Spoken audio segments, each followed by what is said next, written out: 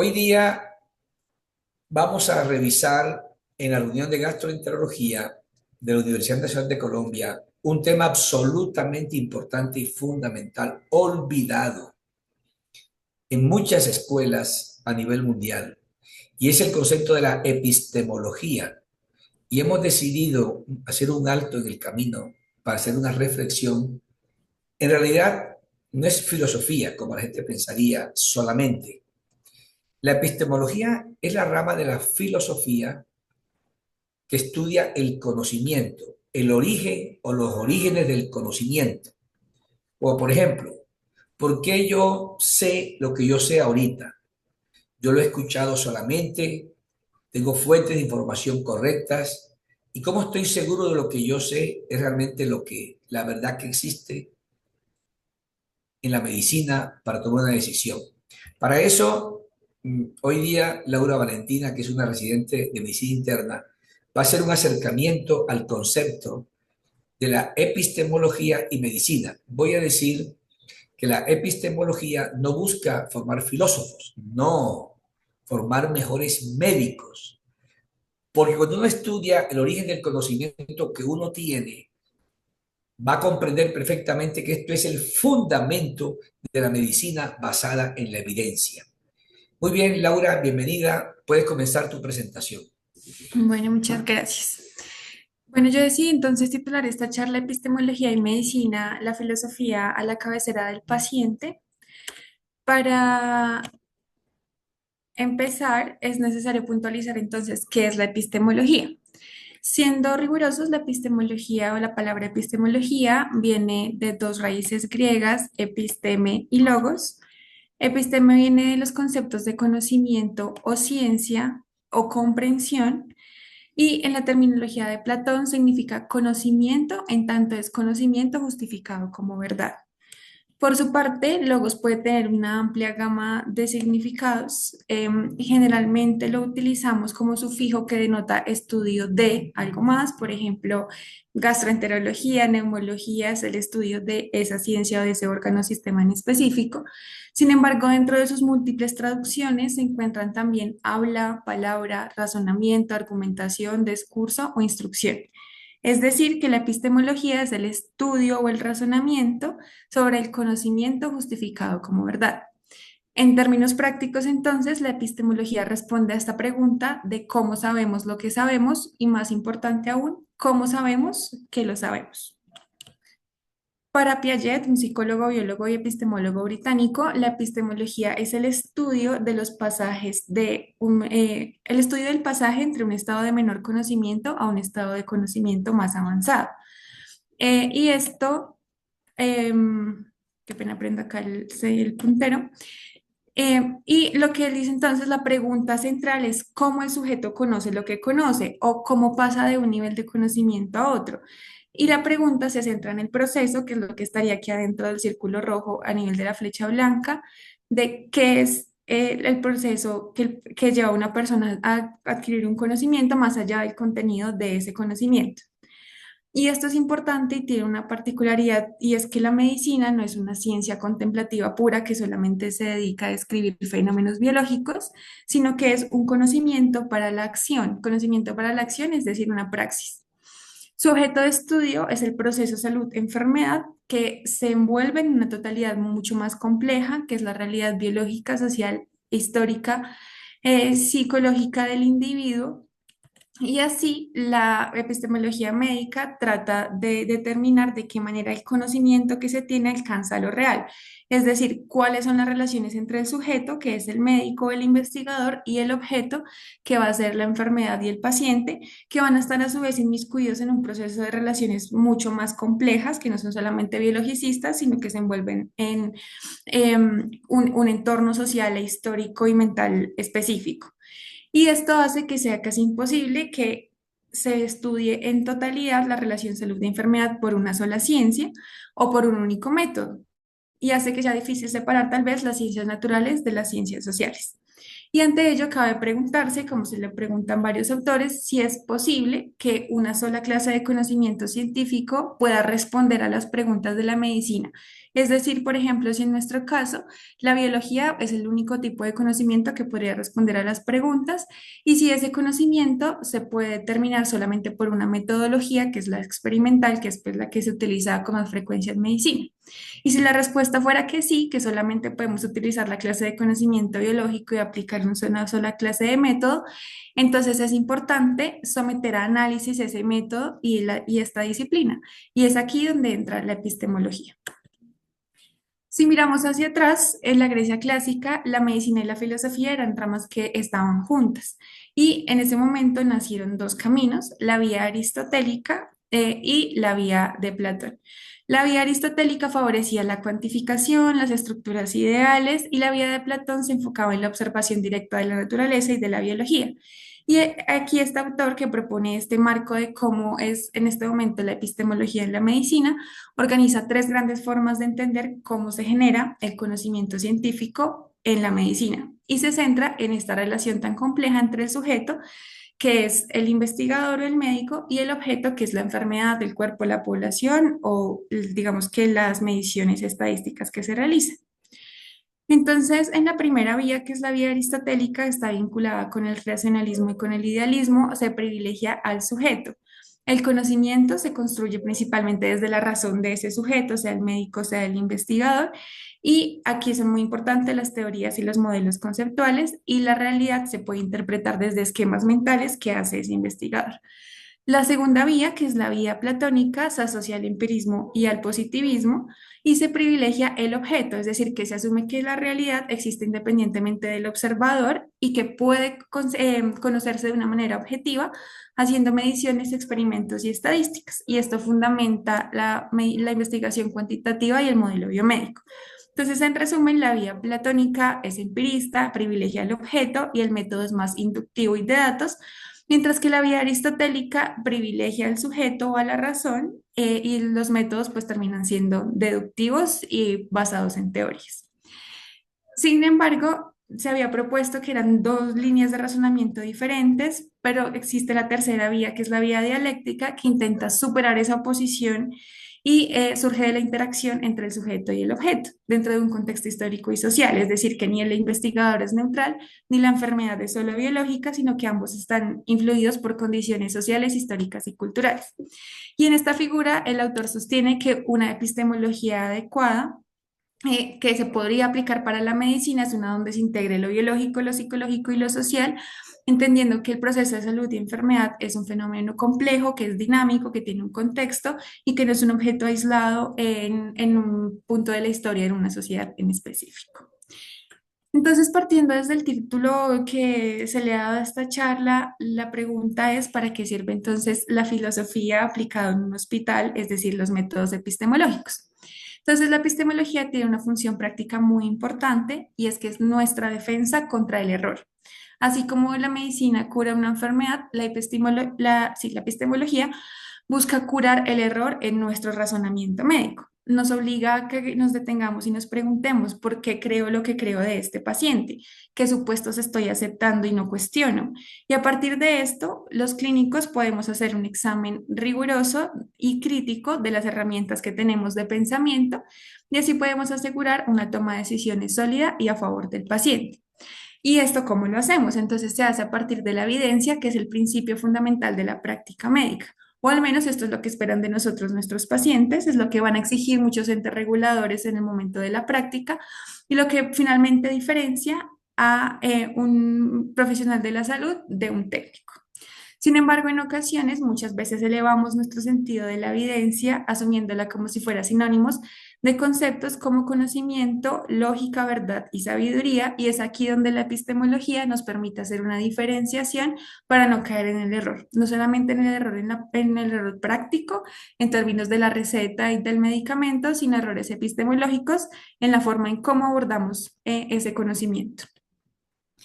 Entonces hablemos de la práctica en la actualidad, de cómo se realiza la práctica médica en el presente, que es la medicina basada en la evidencia.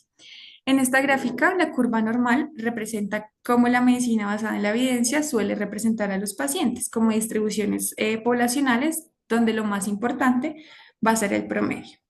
Los sujetos que se ven aquí en el centro van a ser la representación del paciente típico, es el paciente sobre el que se construyen las guías de práctica clínica, el paciente sobre el que se hacen los ensayos clínicos, pero existen unos individuos que se salen de esta zona sombreada y simbolizan a los pacientes que no encajan en ese promedio, que pueden ser pacientes que tienen otras comorbilidades, pacientes que tienen contextos sociales diferentes, pacientes con respuestas atípicas a las terapias o que tienen valores personales diferentes.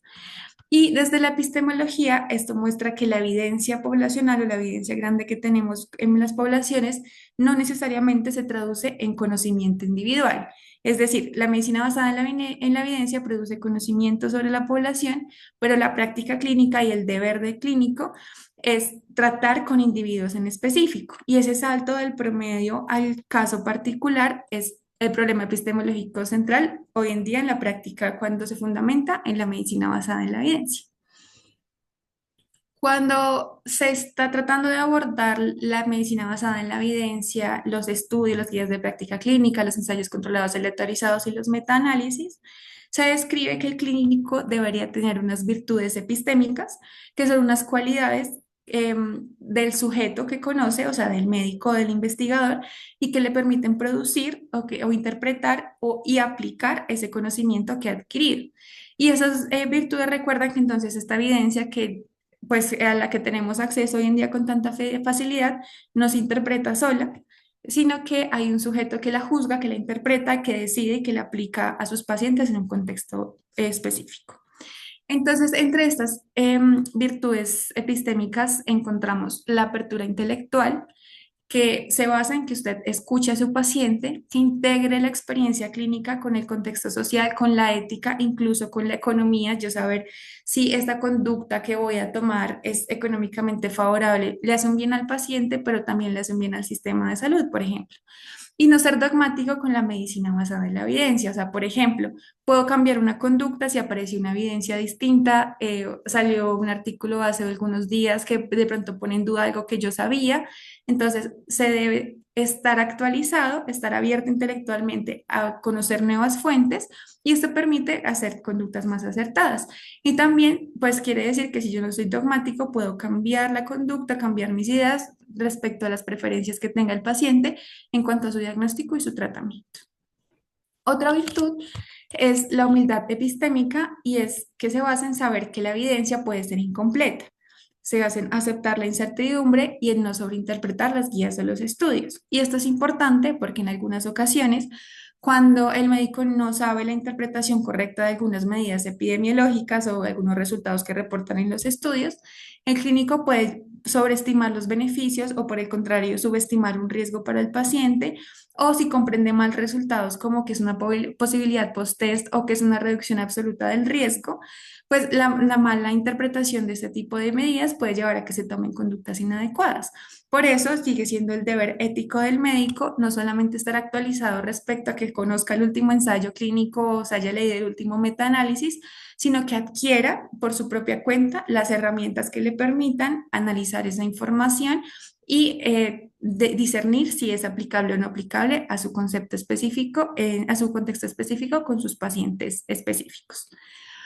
Y otra virtud epistémica muy importante es el escepticismo.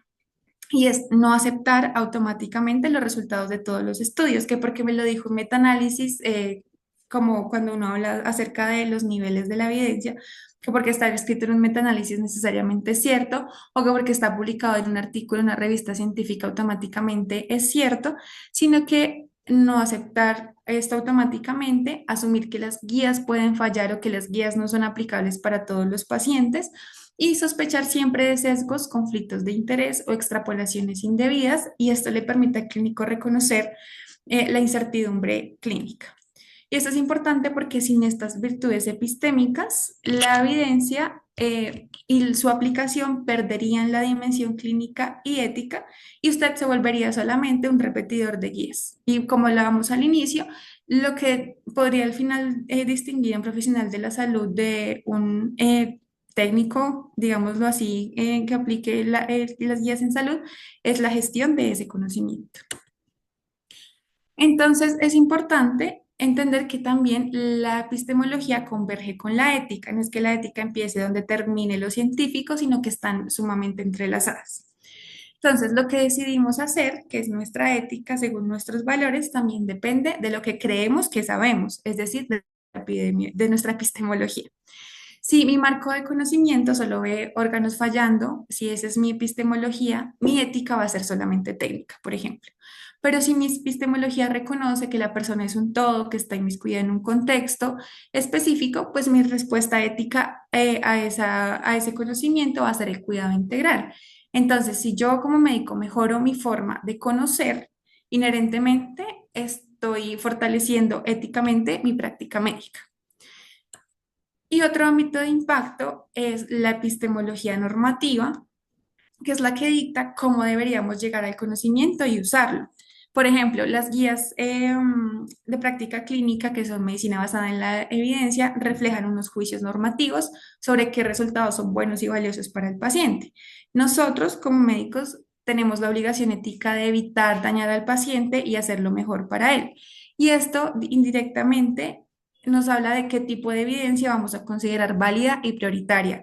Es decir, que vamos a hacer un juicio de valor sobre la calidad o la validez o la pertinencia que tenga esa evidencia en mi paciente en específico. Pero esto solamente se va a lograr si se conoce cómo se llega a la producción de ese conocimiento científico, cómo se validan, por ejemplo, los resultados, cómo se mide, no sé, por ejemplo, la calidad de vida y cómo se objetiviza. Y esto me va a permitir decir, bueno, esto sí es importante para mi paciente o tal vez ponerlo en duda, siempre manteniendo estas virtudes epistémicas de las que hablamos previamente. Asimismo, a veces cuando pensamos en el error, creemos que el error es solamente formular mal un medicamento, dejar una dosis que no es o dejar el medicamento que no era el adecuado.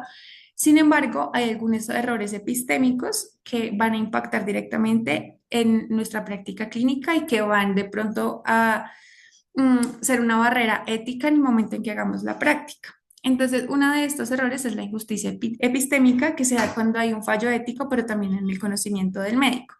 Entonces, se basa en que hay un descarte del reporte del paciente, ya sea porque el médico tiene sus prejuicios o porque la experiencia que expone el paciente no se alinea con los datos objetivos que yo puedo ver y medir.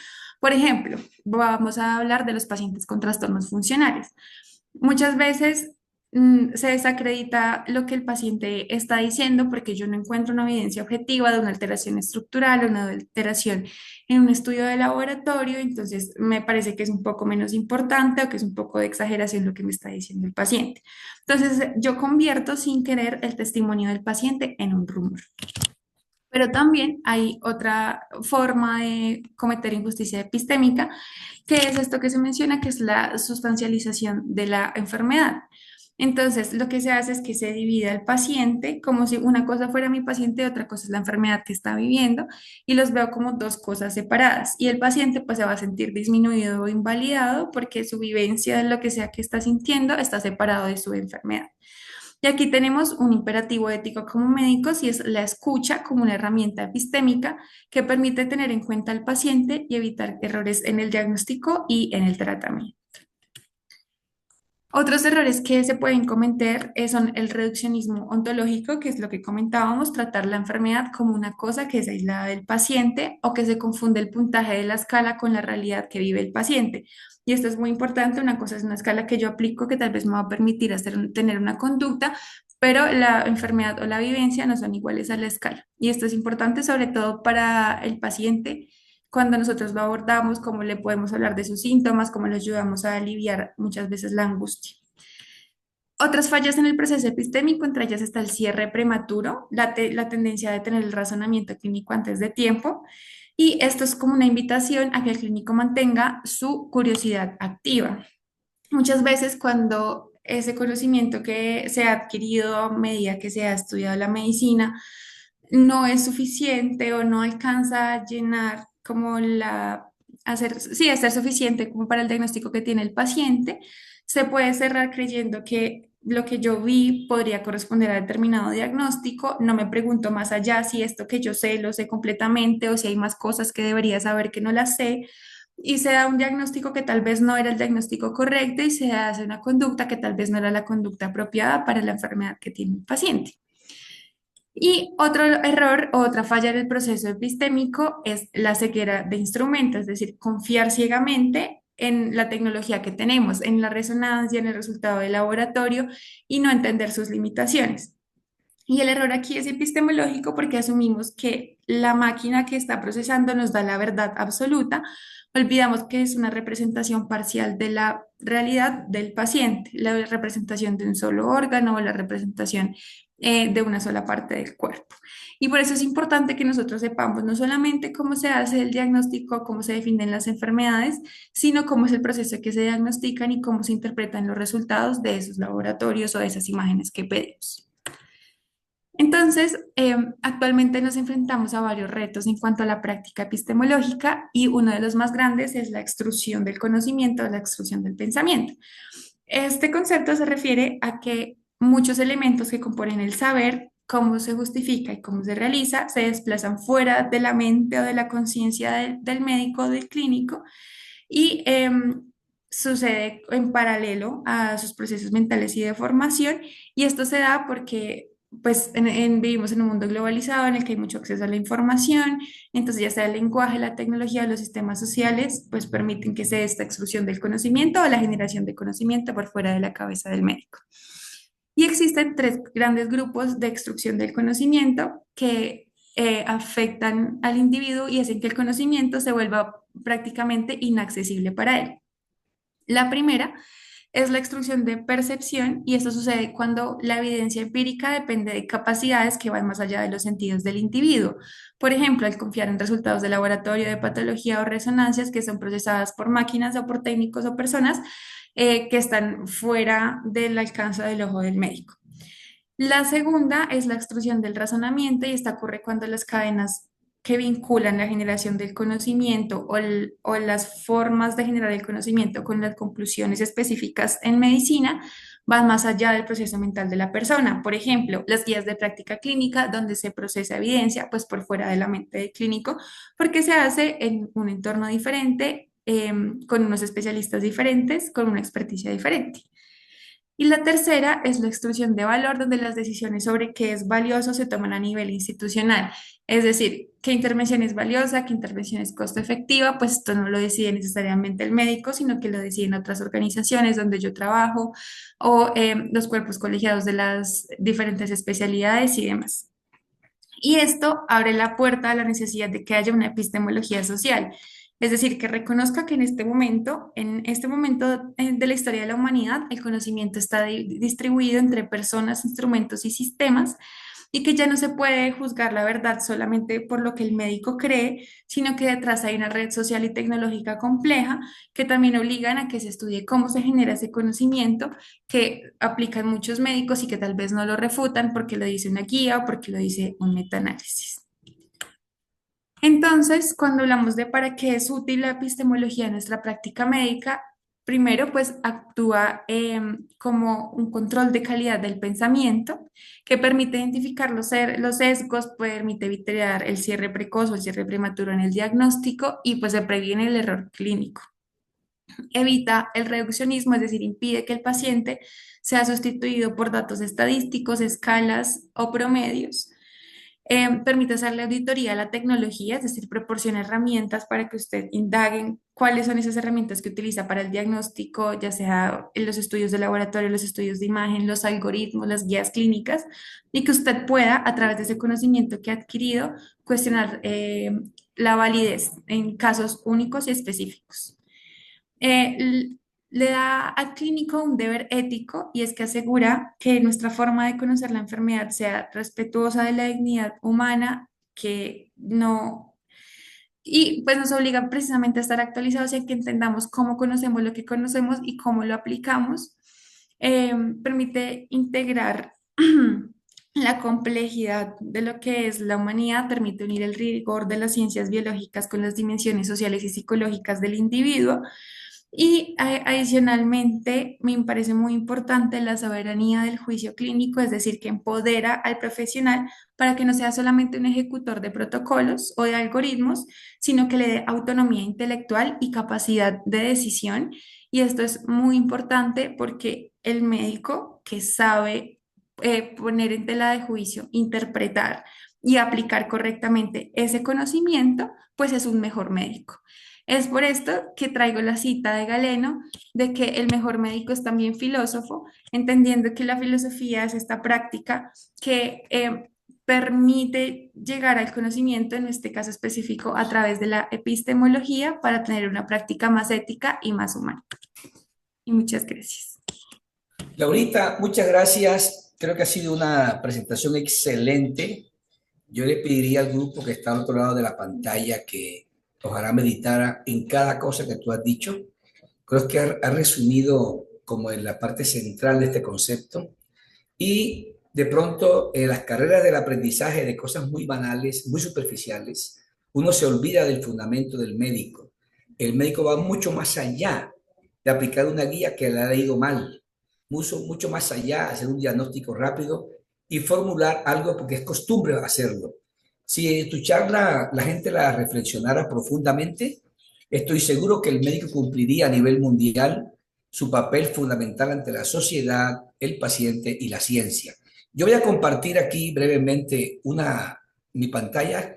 Laurita, aunque me permita, voy a mostrar dos figuras de un libro mío que estoy escribiendo sobre semiología basada en la evidencia y voy a mostrárselos para que vea. Esto complementa lo que tú has dicho. Te felicito, Laurita, ha sido excelente lo que has presentado. Quiero preguntar, ¿ven mi pantalla? ¿Ven mi pantalla, por favor?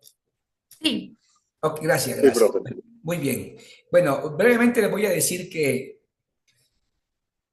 lo que ha dicho Laura es muy profundo. Claro que no es un juego de palabras, no. Entonces voy a decir aquí que la epistemología aplicada a la docencia en medicina y en la semiología clínica, este es un capítulo de mi libro. La medicina es una disciplina práctica sustentada en el conocimiento científico que se deriva de las investigaciones con diferentes grados de calidad. Y Laurita lo dijo perfectamente. El médico es el que juzga de manera soberana si lo que está leyendo es correcto o no. Y que el médico obtiene a través del estudio permanente. Tiene un mensaje contundente. Y es que hay que tener unos conocimientos básicos mínimos de las medidas de impacto en estadística para que uno pueda entender los artículos. Esta que tengo aquí es la copa de IgA, que es un símbolo de la medicina y la farmacología, pero yo quiero otra interpretación. Y es que para los antiguos, la serpiente era el animal más astuto. El mensaje original de esta copa de IgA era que en esta copa, perdón, voy a buscar aquí el puntero, bueno, en esta copa,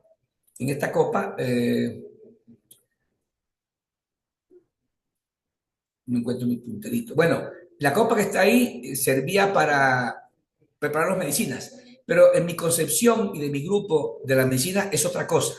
La serpiente, que es el más astuto, el médico que él cree que es el más inteligente de la sociedad, que él se cree pues que sabe mucho, tiene que todo el día beber en el pozo de la sabiduría. Me explico. El médico, no obstante que él piensa que es muy inteligente, debe estar todo el día leyendo las revisiones, por ejemplo, las actualizaciones, leer estudios analíticos, leer ensayos clínicos, metaanálisis clásicos, metaanálisis en red y guías de práctica clínica. Eso debía ser el médico. Y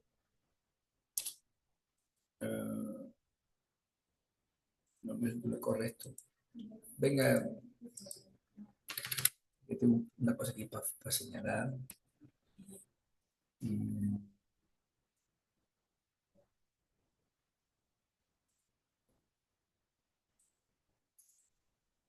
Y entonces, eso es para yo finalmente describir aquí en mi capítulo unas figuras que de pronto van a decir más claramente para qué sirve la epistemología.